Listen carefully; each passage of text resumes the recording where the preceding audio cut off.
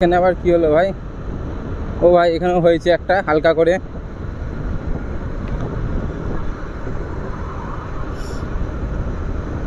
এমনিই তো ভাই বাড়ি থেকে বেরোতেই যায় না, যা করে মানিয়ে মানিয়ে বেরাই ভাই। কিন্তু এই যা রাস্তায় যা হচ্ছে সব কি বলবো, এইসব দেখলে তো হয়েই গেল।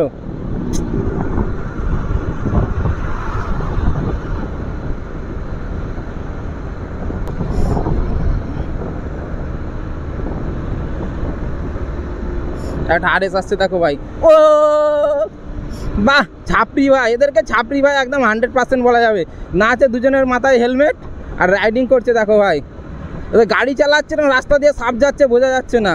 খালি একটাই গান লাগিয়ে দিতে হয়, নাগিন নাগিন।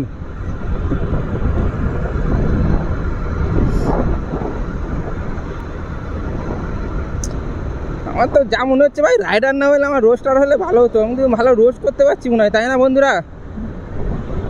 তো বন্ধুরা কমেন্ট করে জানাও কি রোস্টটা ভালো হচ্ছে না রাইডিংটা ভালো হচ্ছে। রাস্তা কিন্তু ভাই সত্যি ভাই জব্বর হয়ে গেছে ভাই, মাখন পুরো মাখন।